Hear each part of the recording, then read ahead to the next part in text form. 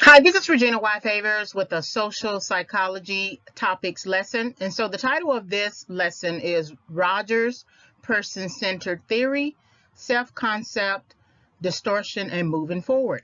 And so oftentimes we struggle with our self-concept because our self-concept is based upon how we perceive how others perceive us. And so a lot of times that distorted view, which is basically manifested as someone throwing water on your mirror. You know, you didn't think you were ugly until someone called you ugly. For all you knew, you were pretty. And so then we take in their perception of us, which is really a distorted perception of themselves, and we attach to it and we take it and embrace it as our own, and then that creates an issue with our self-concept. The most important part in moving forward is to address how you see yourself, uh, contrast it with how others see you, but the goal should always be to adopt a more psychologically healthy self-concept of yourself, not always considering what other people think of you. So take some time to go through this lecture, like the video, subscribe to the channel, hit the notification bell if you are interested in further videos. This is Rogers' person-centered theory, self-concept, distortion, and moving forward. This lesson is subject to fair use, so I will comment, criticize, offer some scholarship, and teach as well. What is social psychology? Social psychology is the branch of psychology that deals with social interactions, their origins, and their effects on individuals. Each person's behavior is influenced by the social environment in which the behavior takes place. Social psychology is the scientific study of behavior of individuals within both social and cultural settings. It is the study of human social behavior that is distinct from the study of social activity of laboratory animals. It utilizes the scientific method to study human behavior. Beginning in the United States at the end of the 19th century, research in social psychology emphasizes scientific study of thoughts, feelings, and behaviors as psychological variables influenced by actual and/or implied presence of other people. It is important to study social psychology because it helps to predict behavior patterns before they occur and to design interventions as solutions. By the end of this lesson, students will be able to do the following: summarize Rogers' person-centered theory, define the differences between actualization and self-actualization tendencies, reflect on beliefs about self-concept, apply the tenets of the lecture to your view of self-concept, and then develop strategies for enhancing to move the self-concept forward. So if we're trying to move it forward, that means it's stuck. That means it's in a place of setback, or it's in a place of just not knowing which direction to take.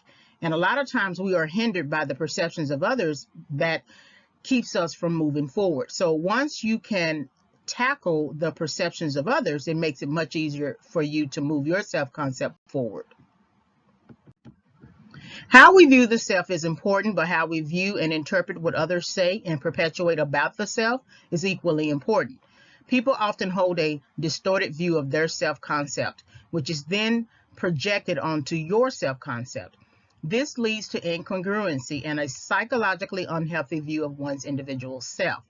To guard against reserving priority for distorted views of the self, the goal must become to adopt strategies toward therapeutic change, which requires seeing the self in its current reality and enhancing to move the self forward.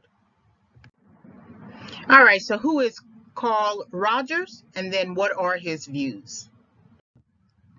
So this is Carl Rogers, and he's one of the founding fathers of psychotherapy research. He developed a humanistic theory of personality, and his goal was to help people understand the reasons behind their behavior and how their behavior hindered personal and psychological growth.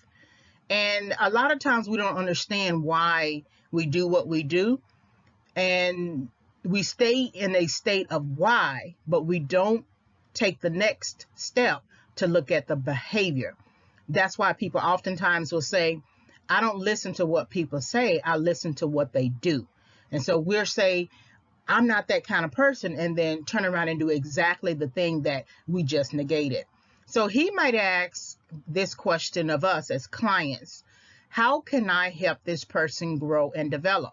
So there is the growth that you need to do, which is the levels of growth that you need to do, but there's also the development that you don't just take steps and go up a staircase and hope you got a good understanding of each step. You take a step and you stay on that step and you learn as much as you can about that step, about yourself, about your contribution, about how others see you, right? And then when it's time to move up, which is the growth aspect of it, you have been developed from the previous step. So he graduated with a PhD from Columbia, and then he began to focus on client-centered therapy through writing, teaching, and serving. What is person-centered theory? And then how does it relate to change? So what is person-centered theory? So person-centered theory, or Rogerian theory, is a form of psychotherapy Rogers developed during the 1940s, which adopts an empathic approach to empower and motivate clients. Rogers is one of the founding fathers of psychotherapy research. And so his person-centered approach is useful for us in terms of understanding our personality, that personality in human relationships in terms of a context. And then it is his person-centered theory that has wide application to multiple domains. So usually if you are working in education and you're on the other side, meaning that you're not a student, but you're either a faculty member or administrator, staff, or something like that, you will see the phrasing student-centered learning. That's a domain. And I never really thought about it until I had to become a teacher, and I noticed the phrasing all the time, that we tailor instruction, we tailor the way that we teach, what we should teach based on a student learning. So we tailor it by the student. That's why we take into consideration the fact that everyone has a different adult learning style. We don't just tailor anymore to an individual who only likes to take tests. We have to tailor to those students who like to write, who like to critically think. If we were one of Rogers' clients in the domain of psychotherapy and counseling, and I'm not a counseling psychologist, I'm a graduate student who's actually taking some time off, then whoever we come in contact with would be our clients, and we would tailor any solutions based on a client-centered therapy. And every individual is different. We may have some codes of conduct and policies that we have to apply that are sort of universal, but when that person comes in and presents a certain issue, we have to take into consideration that particular issue. Workforce settings will be dependent upon the actual industry. So if we were in a training facility or a orientation program that required training, then it might be a training-centered learning environment, right? If we were already in position and our positions required that we maintain a license as, say, an accountant, then it would be maybe we would have to take a test or something like that, study, take courses, take the licensing test, and then that might be a standards-centered environment or learning environment. So it just depends in terms of the workforce settings. So Rogers' person-centered theory is framed as an if-then framework. If certain conditions exist, then a process will occur. If this process occurs, then certain outcomes can be expected. So if the therapist is congruent and communicates unconditional possible regard and accurate empathy to the client, then therapeutic change will occur. If therapeutic change occurs, then the client will experience more self-acceptance, greater trust of self, and so on. So if you look at it in terms of love, if you give unconditional love, then love will be received and change will happen. And if that change happens, then the person receiving the love will experience more self-acceptance and feel more trustful of your love. But when you give conditional love, people never respond well to conditional love. Because with conditional love, it can go, in different directions. And people get tired of dealing with someone who is inconsistent. Rogers' person-centered theory is based upon formative tendency and actualization tendency. Only actualization tendency is discussed in this lecture. So all humans, including animals and plants, have a tendency to move forward toward completion or fulfillment of a potential goal or activity. So when you find yourself sort of, hindered or distracted, that goal is being interrupted because it is inherent in us for us to move forward toward completion. We got to complete that thing that we started. And when you find yourself not doing that, that is something to think about, because even I didn't think about that until I just reached this particular slide, and I prepared the whole presentation. But it's interesting that if you are distracted, if you are procrastinating, if you are distracted, it is likely because some external forces hindering your goal, but you could also just be hindering your own goal internally. This tendency is the only motive people possess. They need to satisfy one's hunger drive to express deep emotions when they are felt, and to accept oneself are all examples of the single motive of actualization. So actualization involves the whole person. The person operates as one complete organism.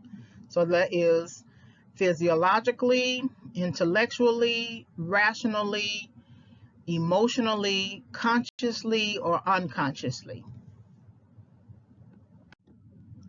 So there are two types of tendencies under actualization tendency, and that is maintenance and enhancement. So with maintenance, people often resist change. They fight against new ideals. They are comfortable with their self-concept and will find ways to protect it. And they will do everything they can to maintain the status quo. So these are the people that I honestly believe are cognitive dissonance type people. I don't remember the text.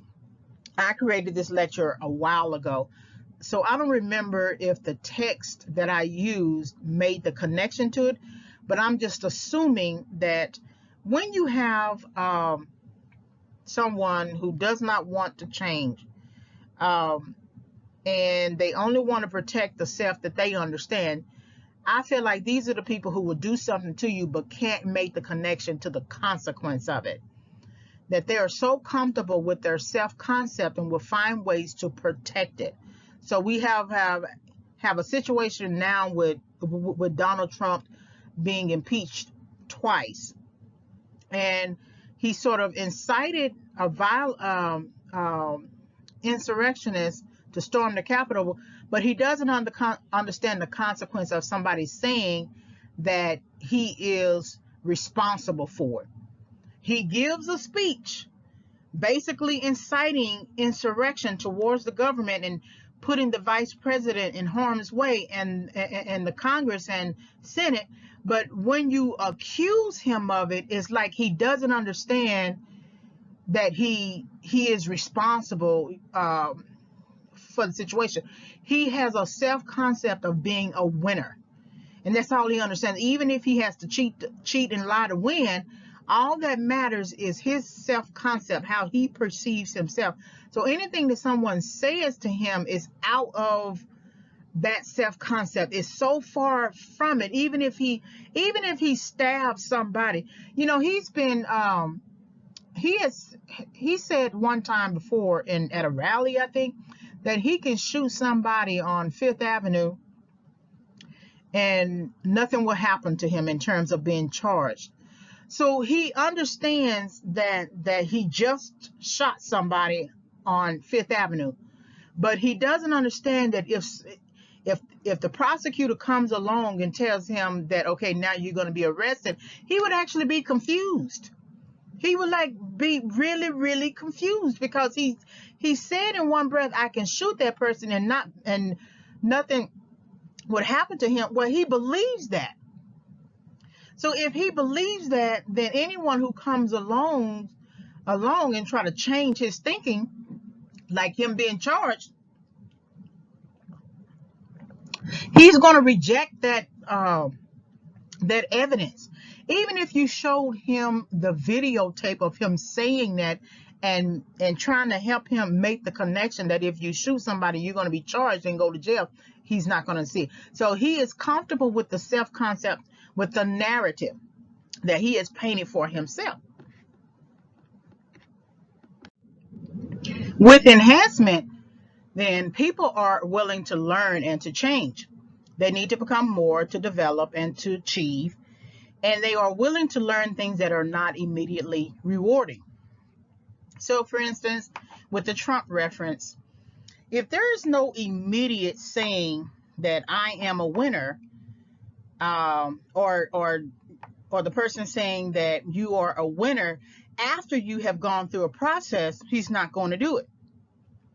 Think about when he was first elected and he had that cabinet meeting and it was on camera, and he had all of the cabinet members basically saying good night, really nice things about him and how well he did and things like that. Well, he had just gotten into office. He had just been elected to office. What good things have you done in order for the whole cabinet to say great things about you, to praise you? It was almost like, looking at people, basically bend their knee to him, and he hadn't accomplished anything. He was just, I don't even think he was a few months into his presidency. He was actually less than a few months, and he was already asking them to, requesting them to tell him he's basically a winner. So he's not a process person.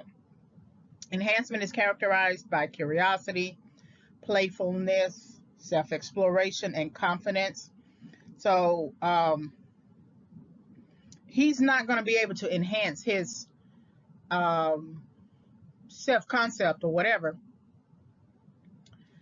by reading. He's never going to be a person who is rewarded for preparation, for being curious about learning new things, and he's not going to be that type of person.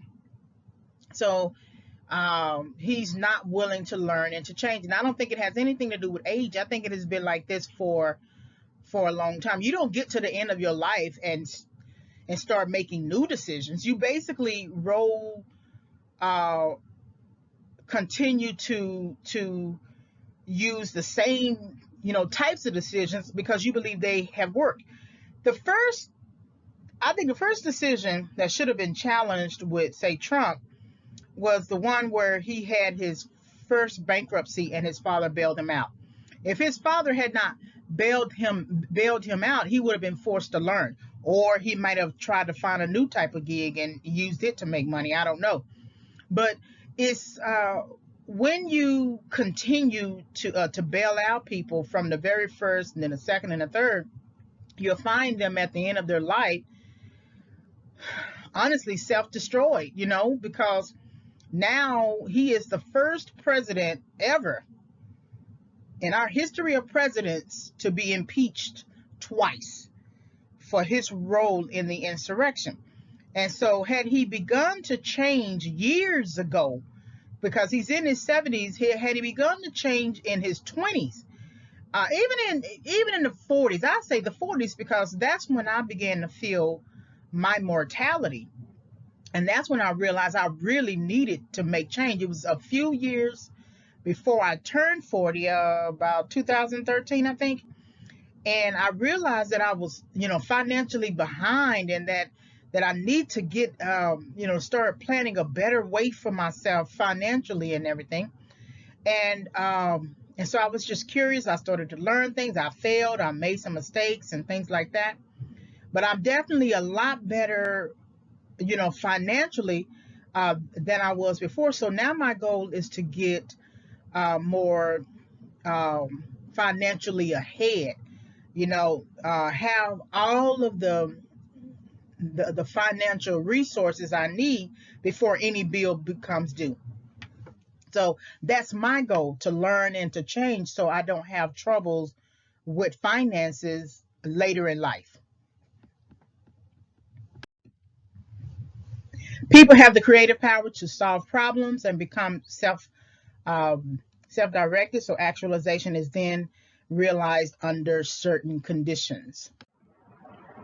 Specifically, people must be involved in a relationship with a partner who is congruent or authentic and who demonstrates empathy and unconditional positive regard. Rogers contended that whenever congruence, unconditional positive regard, and empathy are present in a relationship, psychological growth will invariably occur. What happens most often, though, to prevent psychological growth in relationship building is when we place so many conditions on the relationship.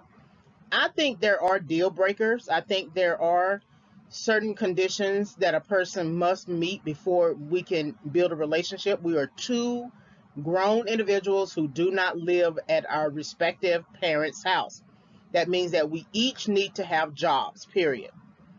There is no such thing as you choosing to not work, right? Unless you are in a relationship where you want to only have one breadwinner, and then there's the stay-at-home mother, right? Or the stay-at-home parent. That's a little bit different. You set that as a goal. You usually set that as a goal if you have a child, and the first 5 years you're going to stay at home. But other than that, there's no such thing. There's no reason why you should house a man who doesn't want to work. So when psychological growth is hindered, it is likely because of some sort of conditional positive regard. So then that breaks the process.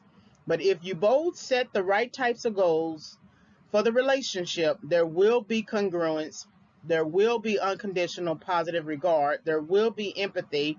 All of those three factors are present that will ultimately lead to psychological growth. Therefore, congruence, unconditional positive regard, and empathy are necessary and sufficient for becoming a fully functioning or self-actualizing person. Self-actualizing or self-actualization is not synonymous with actualization tendency. Self-actualization is the tendency to actualize the self as perceived in awareness. When the organism and the perceived self are in harmony, the two actualization tendencies are nearly identical. But when people's organismic experiences are not in harmony with their view of self, a discrepancy exists between the actualization tendency and the self-actualization tendency. And we're going to get into both. For example, a man may express anger towards his wife, which is part of his organismic experience. However, the anger he expresses is contrary to his self-concept and perception of himself.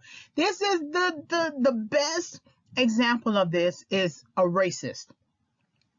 They may exhibit racist tendencies. They may even express racism verbally. But if you accuse them of racism, they will go crazy telling you that they are not a racist. The anger he expresses is contrary to his self-concept and perception of himself. That in his mind, he's a good man. Just because he said this over here about this particular thing or whatever doesn't mean that he's not a good man. But the social perception of him, we see him as a racist, but he interprets it as not being a good man. He never addresses the racist aspect of himself or the racism or the racist, beliefs. All he understands in his mind is, I'm a good man. They don't want to change a certain type of thinking about themselves, because then it will cause them to have to address the badness of them, and they don't want to address that. There will be conflict between his actualization tendency and his self-actualization. He will experience incongruence. So if his goal was to always be a good man, and then you're telling him he's not a good man, there's going to be a disconnect, a gap in his thinking, and his goals are incongruent. All right, so here are the differences between actualization tendency and then self-actualization tendency. Let's take the first column on the left. Actualization includes the whole self, and there are two types of tendencies. So there's maintenance, where there is a resistance to change, and then enhancement, where there is a willingness to change. There can be a conflict between actualization and self-actualization, leading to incongruency. That usually happens when your behavior overall, if we look at the totality of your behavior, there may be some areas of your life where you are interested in changing, but the major areas of your life that have a true impact tend to be the ones that you are resistant to change. So, for example, that is always, dealing with finances. You need to learn how to save money. Years have passed and you still have not learned how to save money. So looking at the totality of your life, because eventually we're going to see that decision manifested. You may be homeless, you may lose a job and not be able to pay your rent for the next 3 months while you try to find a job. That resistance to change from some years ago is now affecting your life in the present. So that's why your life is sort of incongruent. Now let's look at self-actualization tendency. So the tendency to actualize the self as perceived in awareness. And we understand that awareness means consciousness, right? Lack of harmony between organismic experiences and view of self creates a discrepancy between actualization and self-actualization. This leads also to incongruency. So there's this self that we have, a narrative that we create about ourselves, but then there is also a reality. So the narrative that we create is that fantasy of ourselves as being thriving, doing well, but we are living at our parents' house, or we haven't found a job. We're not willing to take a job until we can find a better job. So there is a discrepancy, which also leads to incongruency. If you don't remember anything else, I would remember the maintenance versus enhancement, the resistance to change versus the willingness to change. Under self-concept, a person can struggle with different aspects of themselves. He or she may be dishonest and experience some dealings in dishonesty, but not consider such dealings as part of their self-concept.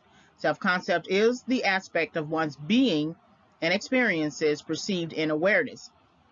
So I always thought this is very interesting, how about the narratives we create for ourselves.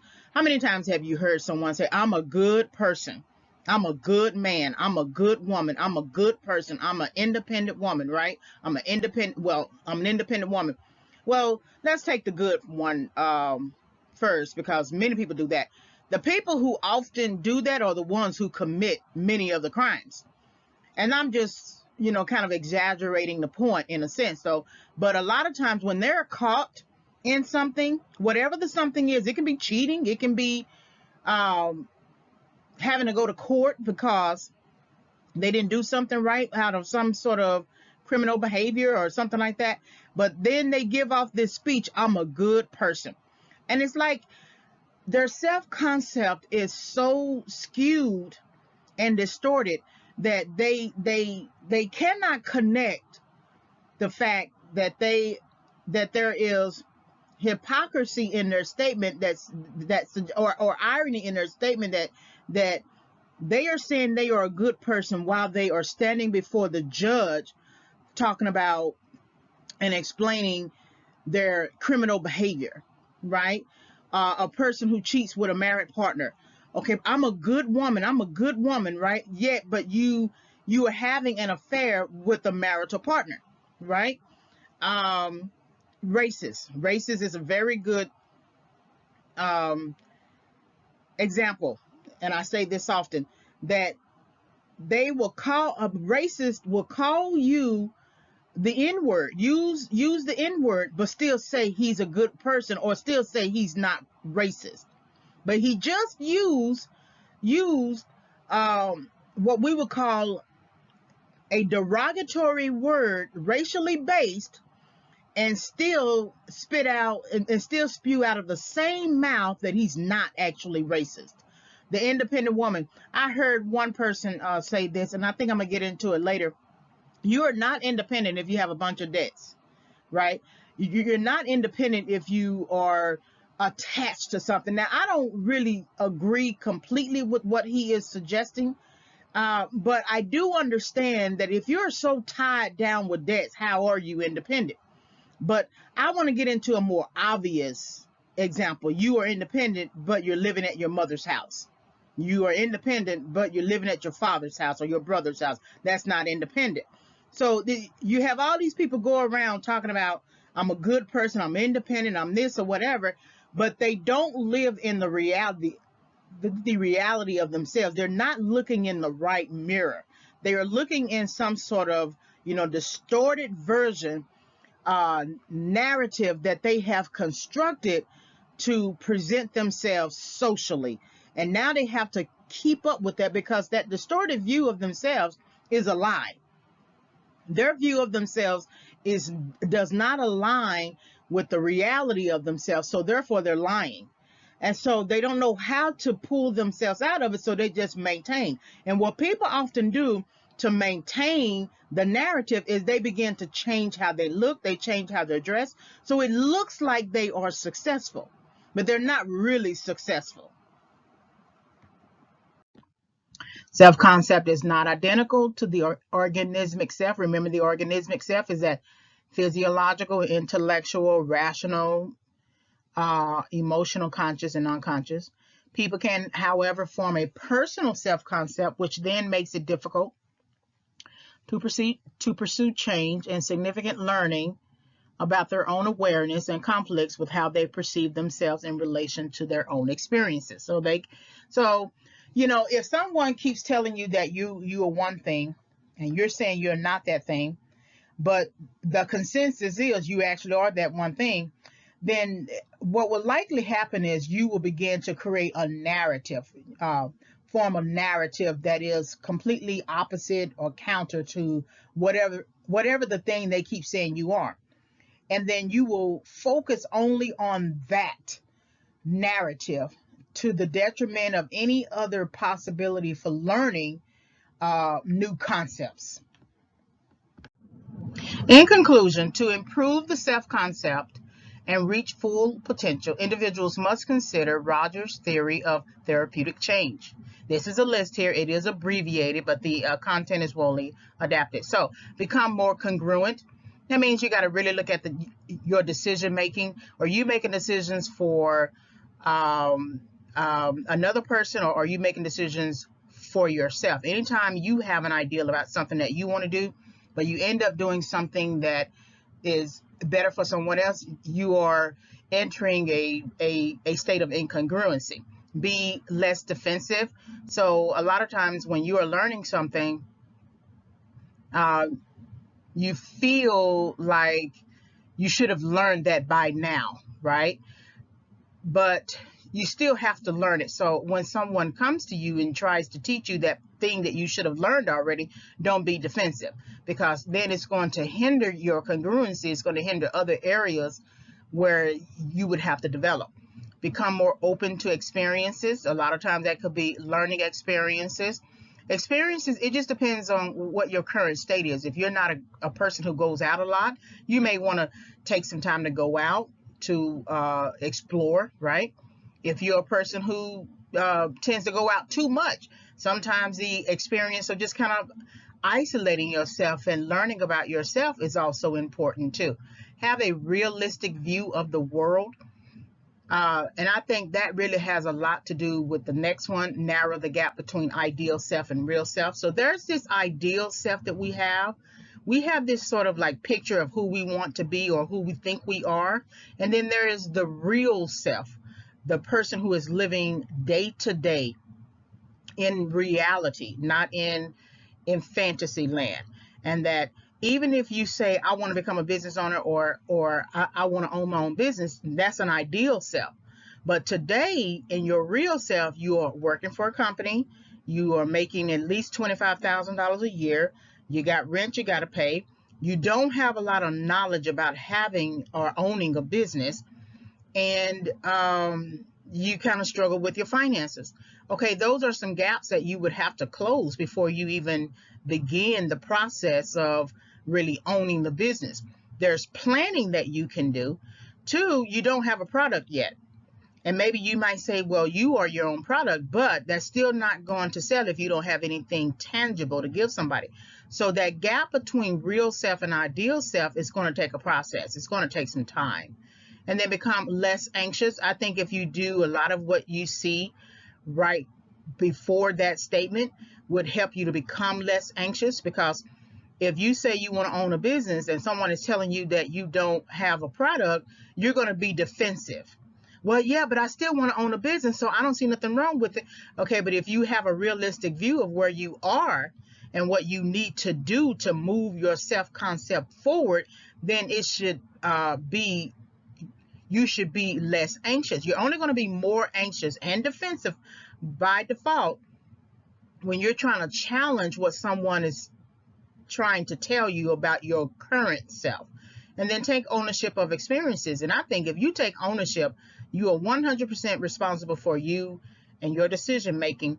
I think that sort of resolves any issues that you might see right before that statement. So become more congruent, be less defensive, become more open to experiences, have a realistic view of the world, narrow the gap between ideal self and real self, become less anxious, and take ownership of experiences. All right, so hopefully you were able to gain insight from this video discussion. Please like, subscribe, and visit. So please like the video, hit the notification bell for more discussions. I am re-uploading all of my audios, so I needed to make some changes to them. You can visit my website for more content at reginayfavors.com. If you want to send me an email, you can send an email reginayfavors@yahoo.com. Please also purchase the book. It's going to come out in spring 2021. So I had to make changes to my book to update it, and I also updated the title. So the original title was Bait, Hook, and Switch, Confessions of a Rebound Girl, and I have updated the title to Toxic Encounters, Why People Pursue Rebound Relationships. So right now I'm still basically editing it, and I want to make it available in spring 2021. So thank you very much for visiting my channel, and I am Regina Y. Favors. Have a great day.